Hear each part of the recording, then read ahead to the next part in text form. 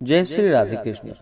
आप सभी का आपके अपने YouTube channel VK Mishra present में बहुत बहुत स्वागत है। आइए आज आप सब सुनेंगे नवरात्रि के दूसरे दिन श्री दुर्गा सप्तशती पाठ में दूसरे और तीसरे अध्याय की कथा।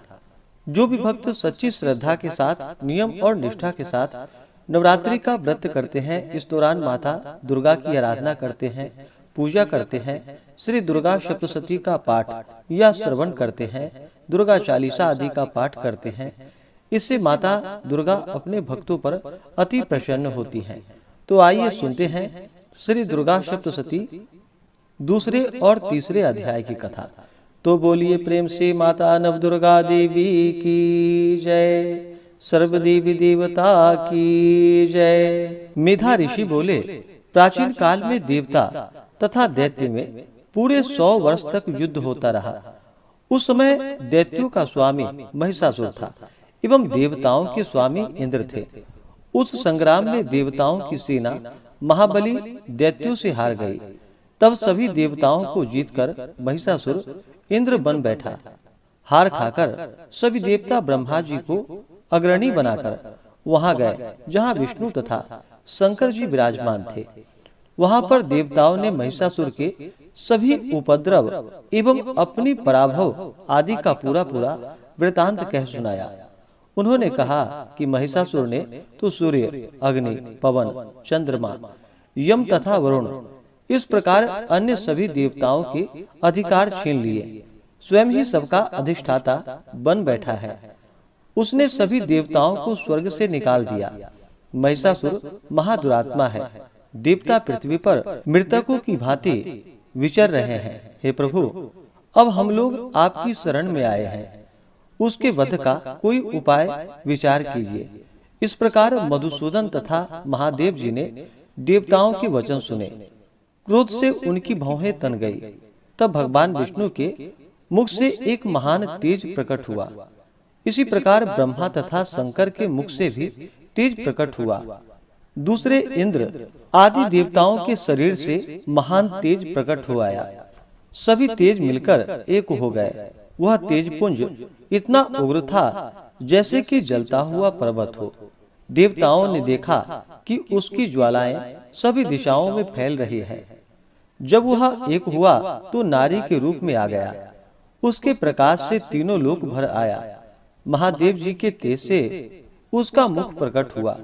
यम के तेज से उनके केश हुए। विष्णु के तेज से उस देवी की भुजाएं प्रकट हुई। चंद्रमा से दोनों स्तन, इंद्र के तेज से उनका कटी प्रदेश, वरुण के तेज से जंघा व उरु स्थल, पृथ्वी के तेज से नितंबों का प्रादुर्भाव हुआ। ब्रह्मा के तेज से दोनों चरण, सूर्य के तेज से चरणों की उंगलियां, वसुओं के तेज से हाथों की उंगलियां, कुबेर के तेज से नासिका का आविर्भाव हुआ। उसके दांत तो प्रजापति के तेज से प्रकट हुए। अग्नि के तेज से 3 नेत्र प्रकट हुए। दोनों संध्याओं से दोनों भौहें, वायु के तेज से दोनों कान उत्पन्न हुए। इसी प्रकार दूसरे देवगणों के तेज के द्वारा भगवती का प्रादुर्भाव हुआ। तब समस्त देवताओं की तेजपुंज से प्रकट हुई देवी जी को देख महिषासुर से पीड़ित सभी देवता प्रसन्न हुए। महादेव जी ने उस देवी को अपने त्रिशूल से शूल निकाल कर दिया। श्री विष्णु जी ने अपने सुदर्शन चक्र से प्रकट करके सुदर्शन चक्र दिया। वरुण ने शंख तथा अग्नि ने उन्हें शक्ति दी। मारुति ने धनुष दिया और बाणों से भरपूर 2 तरकस भी दिए। देवराज इंद्र ने अपने वज्र से वज्र दिया। फिर सहस्त्र नेत्र इंद्र ने ऐरावत हाथी से घंटा दिया। यमराज ने काल दंड प्रदान किया। सागरपति ने रुद्राक्ष माला अर्पित किए। ब्रह्मा ने कमंडलू भेंट की। सूर्य ने भगवती के रोमकूपों में अपनी किरणें प्रदान की। काल ने तलवार तथा उत्तम ढाल अर्पण की। क्षीर सागर ने हार तथा कभी पुराने न होने वाले 2 वस्त्र भेंट की।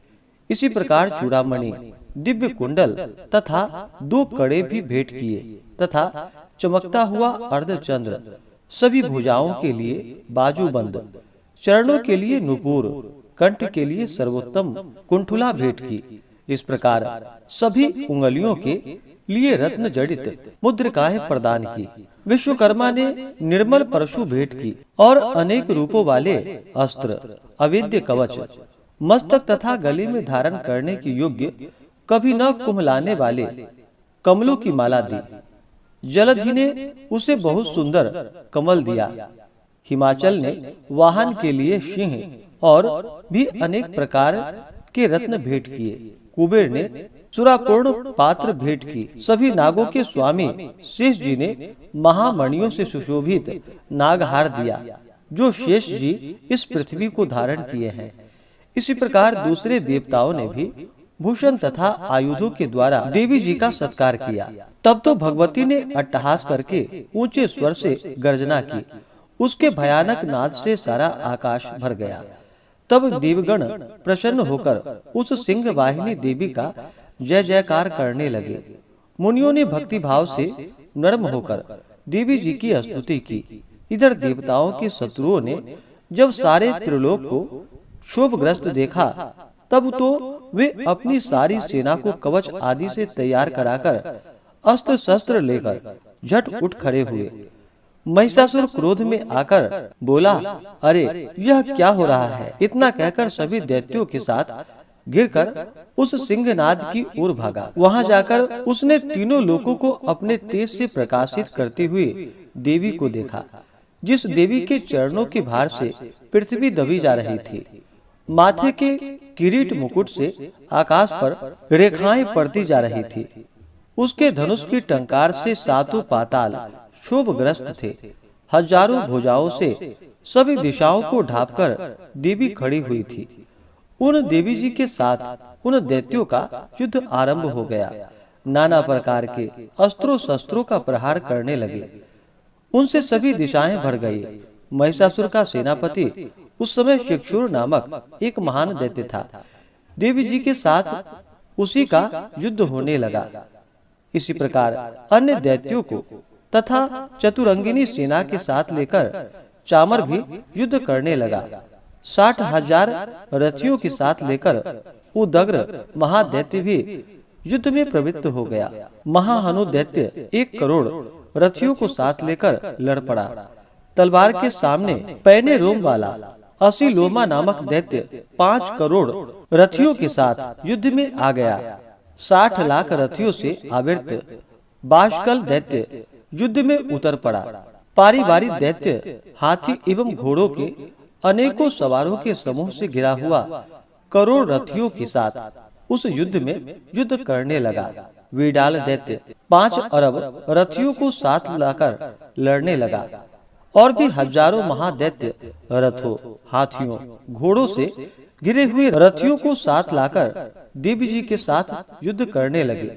उस रणांगन में स्वयं महिषासुर भी रथों, हाथियों एवं अश्वों की सेनापति से घिरा हुआ खड़ा था। तोमर, भिंदीपाल, शक्ति, मूषल, परशु, पट्टीस, संग आदि शस्त्रों से युद्ध में देवी जी के साथ युद्ध करने लगे। कुछ दैत्यों ने देवी जी पर शक्तियां छोड़ी एवं दूसरे ने पास फेंके।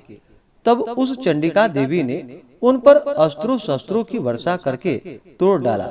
इधर देवी जी का वाहन सिंह भी क्रोध में आ गया।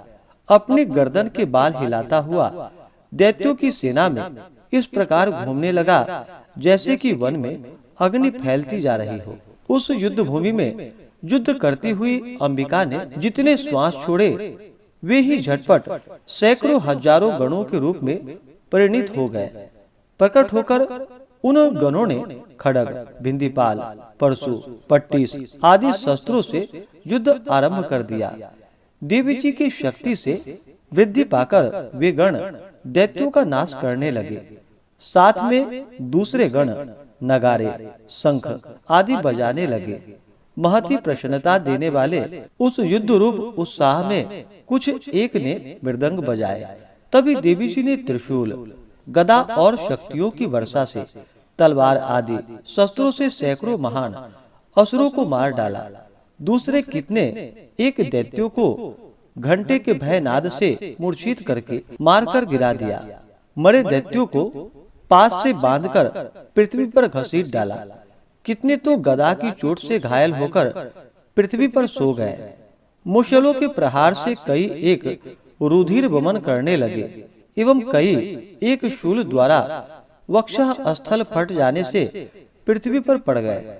कितने एक दैत्य बाणों की वर्षा द्वारा युद्ध भूमि में काट गिराए। शेन, बाज, पक्षी की भांति आक्रमण करने वाले देव शत्रु दैत्य प्राण छोड़ने लगे। कितने दैत्य की भुजाएं कट गई, दैत्यों की गिरवा छिन्न भिन्न हो गई।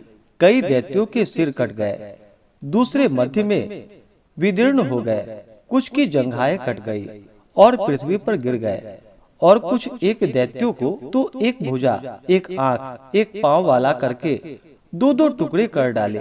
मार मार कर गिराया हुए रथों, हाथियों, घोड़ों एवं असुरों की लाशों के द्वारा जहाँ महायुद्ध हो रहा था, वहाँ की पृथ्वी इस प्रकार भर गई कि वहाँ आना जाना कठिन हो गया। वहाँ सेना एवं असुरों के रुधिर की बड़ी बड़ी नदियां बहने लगी। जगदम्बाजी ने एक क्षण में ही दैत्यों की सारी सेना का इस प्रकार नाश कर दिया, जैसे कि लकड़ियों के बड़े ढेर को अग्नि जला देती है। देवी का वाहन सिंह अपने बालों को छटकारता हुआ बड़ी गर्जना करता हुआ दैत्यों के शरीर से मानो प्राण ही चुन रहा हो, इस प्रकार घूमने लगा। देवी जी के उन गणों ने महाअसुरों के साथ बड़ा युद्ध किया, जिससे देवता प्रसन्न होकर आकाश से पुष्पों की वर्षा करने लगे। इस प्रकार से श्री दुर्गा सप्तशती में दूसरे अध्याय की कथा पूर्ण हुई। तो बोलिए प्रेम से माता दुर्गा की जय। अब सुनते हैं तीसरे अध्याय की कथा। ऋषि बोले, महाअसुर चक्षुर सेनापति ने जब यह देखा कि यह सेना तो इस प्रकार मारी जा रही है, तब उसे बड़ा क्रोध उत्पन्न हो गया। स्वयं ही अंबिका के साथ युद्ध करने चल पड़ा। युद्ध में जाकर उसने देवी जी पर बाणों की इस प्रकार वर्षा की, जैसे मेघ सुमेरु पर्वत की चोटी पर जलधारा वर्षा कर रहा हो। तब देवी ने उसके बाण समूह को खेल खेल में ही काट दिया। फिर बाणों द्वारा उसके सारथी और घोड़ों को मार डाला। फिर झटपट उसका धनुष और ऊंची लहराती ध्वजा काट कर गिरा दी। जब उसका धनुष कट चुका, तब अपने बाणों से उसके अंग बींध डाले, जिससे सारथी एवं घोड़े मर चुके थे और धनुष भी कट चुका था। तब वह बिना रथ के पैदल ही तलवार ढाल लेकर देवी की ओर दौड़ा। तेज तलवार से सिंह पर प्रहार कर दिया। फिर देवी जी की वाम भुजा पर बड़े जोर से प्रहार किया। हे राजन, ज्यों ही उसकी तलवार देवी की भुजा पर पहुंची, त्यों ही टूट गई। फिर तो असुरों ने क्रोध से आंखें लाल करके शूल पकड़ लिया। भद्रकाली जी पर उस दैत्यों ने वह शूल डाल दिया। वह शूल इस प्रकार चमका जैसे कि आकाश से सूर्य मंडल गिर रहा हो। देवी जी ने अपनी ओर आते हुए शूल को देखकर उस पर अपना शूल चला दिया, जिससे उस शूल के सैकड़ों टुकड़े हो गए। साथ में उससे चक्षुर महादैत्य के प्राण भी निकल गए।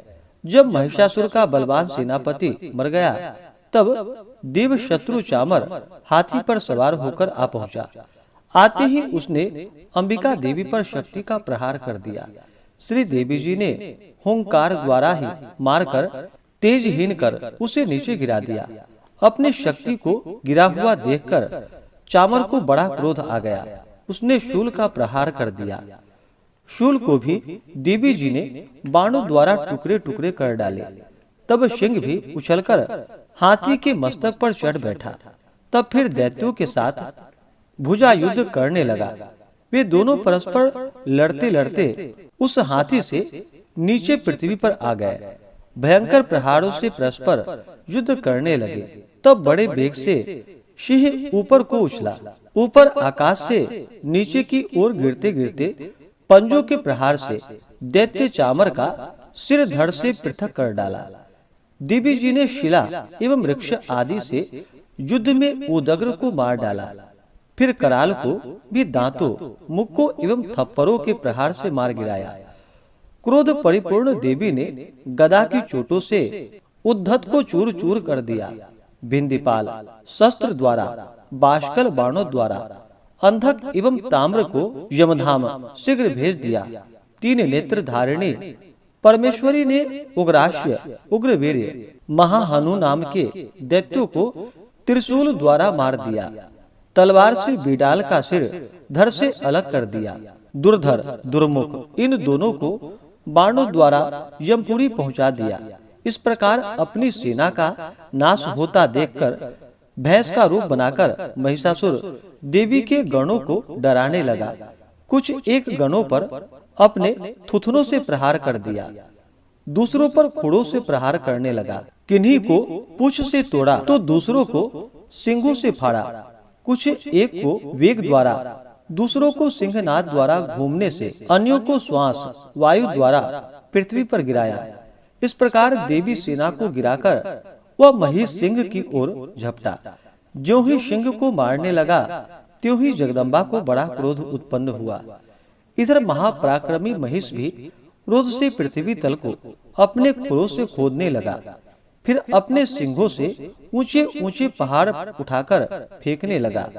साथ में गर्जने लगा। वेग के साथ घूमने पर पृथ्वी शुद्ध होकर फटने लगी।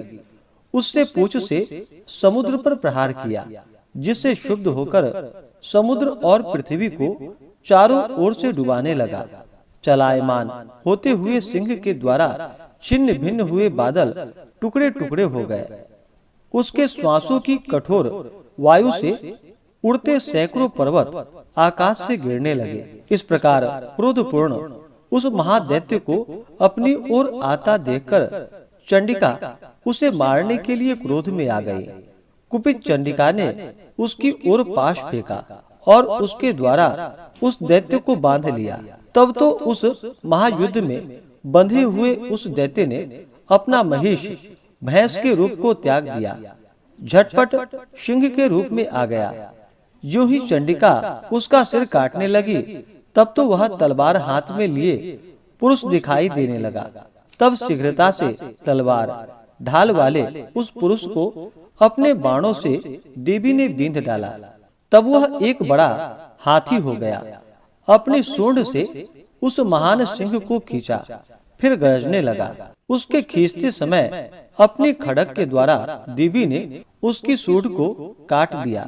फिर वह महादैत्य भैंस के रूप में आ गया। इस प्रकार चराचर त्रिलोकों को सताने लगा। उस समय जगन माया चंडिका क्रोध में आकर फिर उत्तम मधुपान करने लगी और लाल लाल नेत्र करके हंसने लगी। वह दैत्य भी बल पराक्रम के मद में उन्मत्त होकर गर्जने लगा।